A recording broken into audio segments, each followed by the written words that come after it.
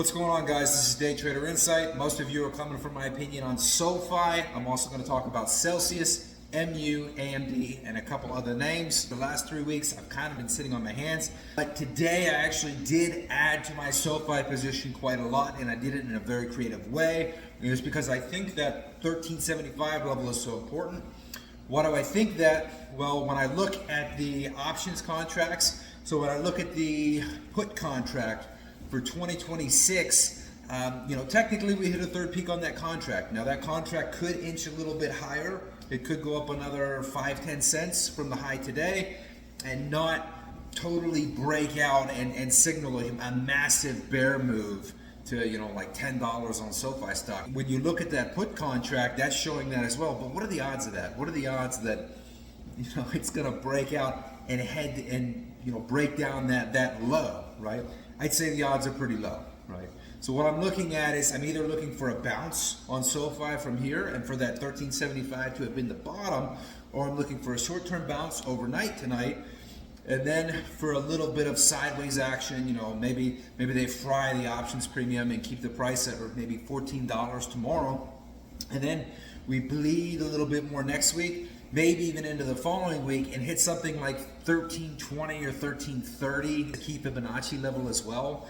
But that is a very key level, and so those are kind of the two scenarios I'm looking at. Either the bottom's in or that 1330 level is important. I certainly don't think we're going below that before earnings, right? And so I'm positioning myself with that in mind. Now, if we just, I really think it would take news or very poor earnings for things to go down so much that put contract on the 2026 put contract and the 2027 put contract, the $10 strike, that they actually break out and head in that very bearish territory. Because if they break out of that chart, that key line, then yes, I think we can all see that chart looks incredibly bearish, and that would be very bad for SoFi price. So what did I do today? You guys know I had about 10,200 shares that were naked. They weren't covered. They weren't hedged. They were just shares that I was holding long. I said I'm not going to touch these, right? And I flipped other shares in addition to that. And you guys know I had originally the 25,000 going up. Anyway. So what I did today, at about $14, I bought another 3,000 shares in that no-touch account, where they're just naked, they're not hedged, I'm not messing with them.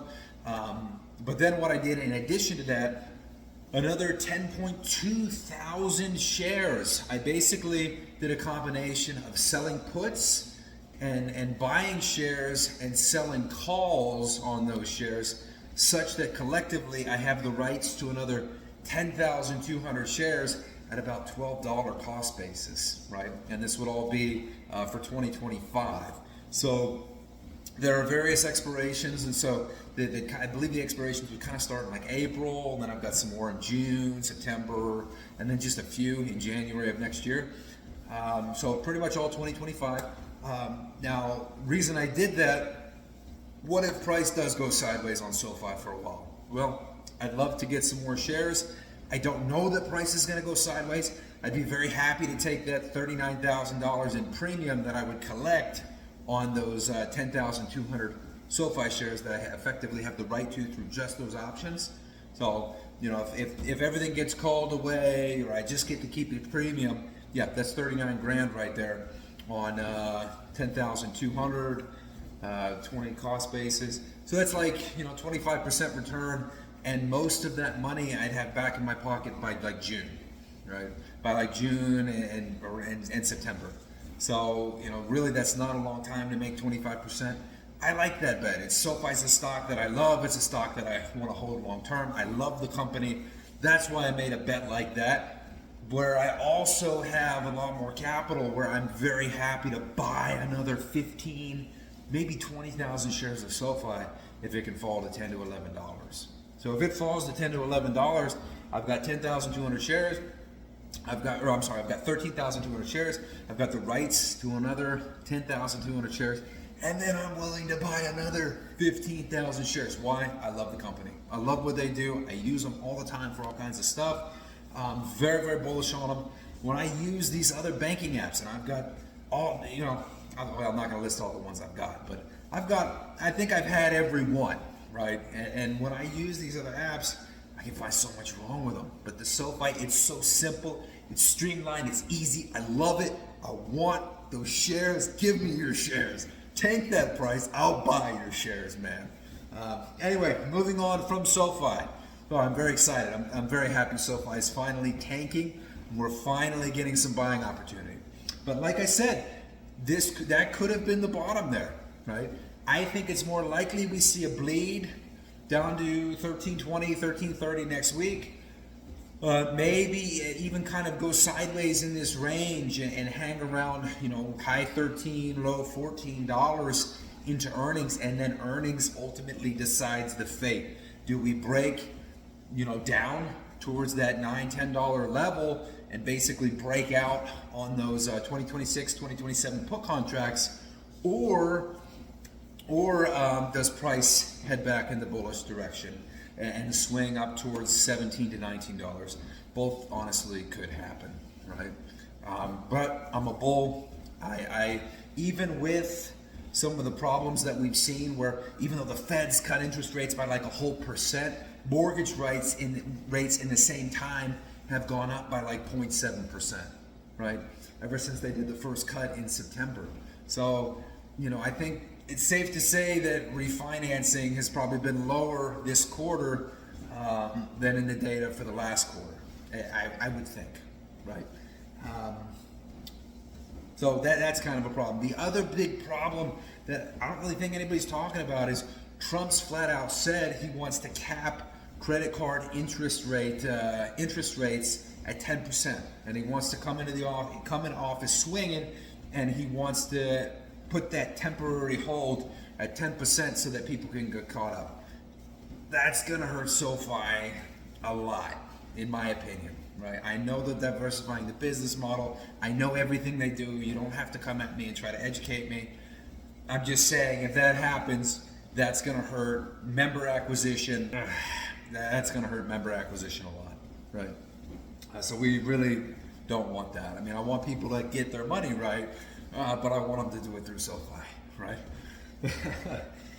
Moving on from that is Celsius. You guys remember that bet I made on Celsius? I scaled out of my options pretty quickly on Celsius and then sold out of my last bit of shares at $32. Why? Celsius had all these lawsuits coming in, that Nielsen data was coming out, and it was a lot lower than I wanted it to be for Celsius. So the stock just didn't have the momentum to take it to that $35 target I originally had. So I sold out by $32. What did I do? I bought another couple thousand shares this time, and I said, you know what? I love this product. I spent hundreds of dollars on Celsius, just cans and cans of this stuff. I'm talking, 140 cans of this stuff, the packets, all the flavors, everything, all these other energy drinks. I bought everything so that I could compare. And I love Celsius. The product has niche. I love the product, right? If we can get these lawsuits behind us, if we can get back to growth, the stock's looking good, at least from my perspective, right? And so what do I think about the Celsius stock? So if price can get to 31.70, I'm gonna sell 50% of my shares, and then I'm gonna turn around and sell puts to hopefully get those shares back. And those puts are gonna have two earnings built in. So they'll be, 4 to 5 months out, right? So I can take advantage of the premium for those two earnings. From there, if price starts to break down and doesn't try to move right to that $35 target that's kind of highlighted on the chart, then I'll sell calls to cover those other shares. Why? I'm in lower, so at that point I've already locked in enough profit. I can just sell calls on the shares, let the shares get called away, and I'll have made enough on those shares to make it worth my time, right? So that's how I'm playing Celsius. I really don't like how the Nielsen data has been lately. It kind of shows we're losing market share a little bit, or at least not growing as much as we need to be growing to justify a higher valuation. I do think there's potential. Celsius goes down to $22, maybe even 18, maybe even lower than that. Right? It really just depends on the sales. And even though I love the product, even though a lot of people I know love the product, even though wasn't Pepsi in it like $25, I believe. It's been a while since I've done that research, but I believe Pepsi owns that portion of the company at about $25. Really, that should have been about the bottom there at $25 when you think about it. However, there's this inherent risk. I think the stock price is being held down by these lawsuits, and that's why we're not seeing momentum and we're not seeing some of these chart patterns fulfilled. And really, that's why I originally sold that original leverage position, as I said, this just is not moving like it should be. This is not moving like it should be based on the chart setup. Based on the chart setup, price should move to fulfill that, and it wasn't, right? So Celsius has that inherent risk built in, where personally I would just rather profit on those swings and profit off of premium right now. Okay. Now moving on from Celsius, there's AMD. I did play AMD. I started playing it at like 130 or so, and I played a bounce, got out, got back in, had my shares covered by calls that were deep in the money, and then also by 115 puts. Right, so I made some money closing that out. Literally closed those out at the bottom. I believe it was like last week that it was the bottom. Maybe it might have been the week before that it was the bottom. I haven't been trading much, so I'm all out of whack here. But that day that AMD was down at 117, closed those out, and then and the reason I did that was price had just sold off so much in pre-market. I said, you know what, we're going to open and we're going to bounce. That's how this is going to go. Because AMD bounced all the way to like 128. I also bought more shares in that pre-market and early trading market session. So I got rid of my risk hedge, and then got more long shares as well. So I actually had a lot of shares of AMD on that swing back up to 128. But then I didn't want to have too much just riding on AMD, because looking at the charts, I really would love to see AMD hit. I know it's crazy. I would love to see AMD hit $100 before making its move upward. So I'm a little bit tired of managing this position so much with my hedges and everything, and the chart setup is a little bit indecisive. But yet I would love to see that $100. But I don't want to miss the move either. So you know what? I said, let me just let this AMD position ride. I did trim it a little bit, but I'll let it ride.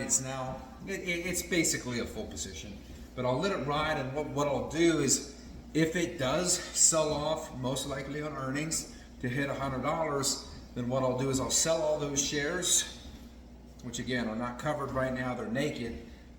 There's nothing hedging the risk. So I'll sell all those shares at $100, and I'll buy the AMDL and try to play a bounce there. Now, what would suck is if AMD opened below that line at $100, kind of indicating that it's going to sell off and go down even further. That would be the only thing that could kind of put me in a tough spot with this move I'm going to make. And at that point, I'd just be locked into probably holding it long, or looking for a better setup on AMDL to sell out of my AMD and go into the AMDL. Anyway, that's my plan with AMD.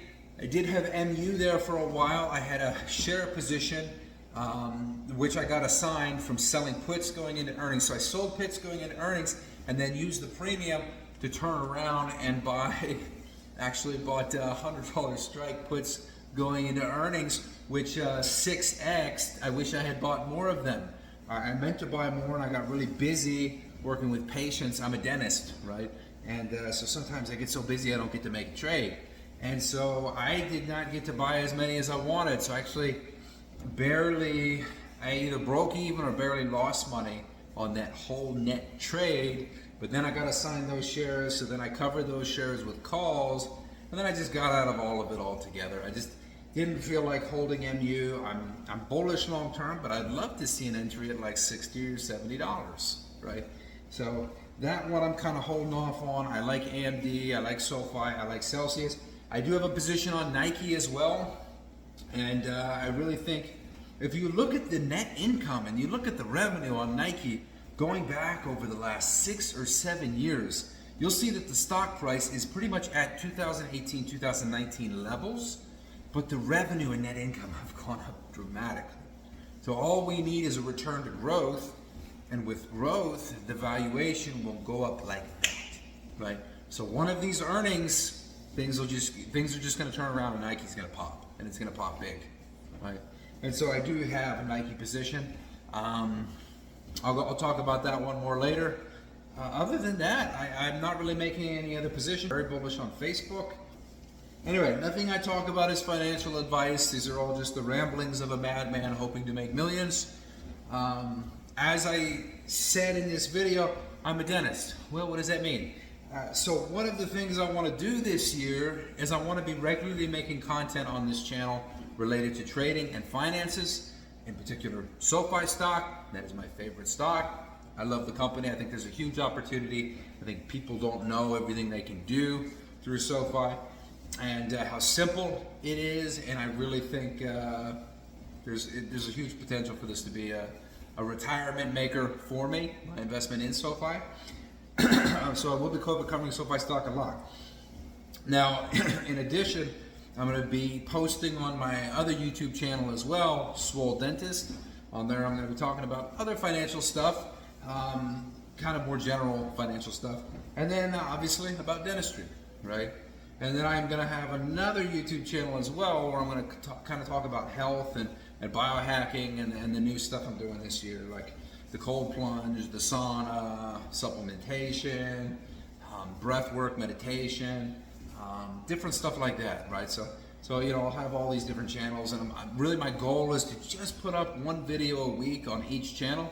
I think if I record all the videos on the weekend, I can make that happen. Now, I will make a promise to you Sofi holders. I will make extra Sofi videos during the week if there's a lot going on. Like in a while, I did post on my YouTube page, and this is why you really need to be looking for my posts on my YouTube page. I posted in pre-market that I was looking for that 1420 to 1430 level and the 1470 to 1480 levels on Sofi as being very important today. What do we see today? The high of the bounce today was that 1470 to 1480 level, right? So that was a key level as well. And I could have just played that bounce. I didn't. I did things a little bit different today, as I explained earlier.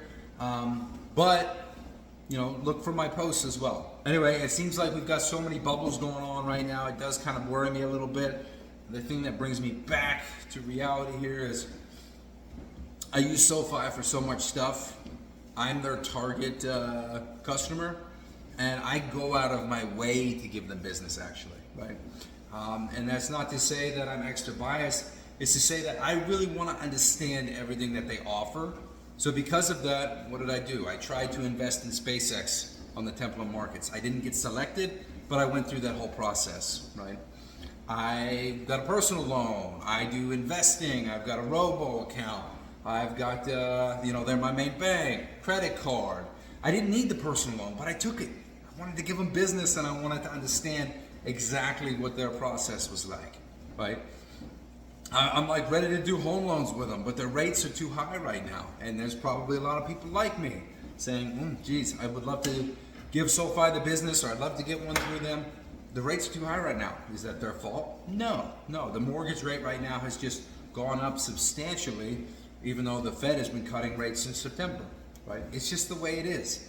Things will get better though, and we will see Sofi getting more home loan and refinancing business.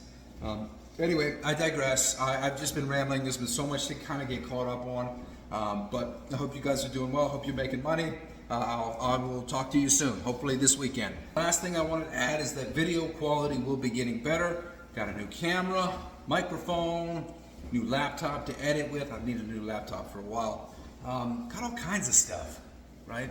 Just, you know, Christmas present after having that big year on Sofi and some other names. I just wanted to kind of invest back into things that I enjoy and making my life easier, making myself healthier, and kind of getting to do this more, because this is something that I really enjoy. I want to see everybody make money, make smart decisions, and even when you make a bad investment, make a good bet. You know what I mean? Like, understand the chart setups, and again, none of this is financial advice, but if you can kind of see what I'm doing and it helps you on your own journey with understanding things, That's really, really cool. And I wish you all the best.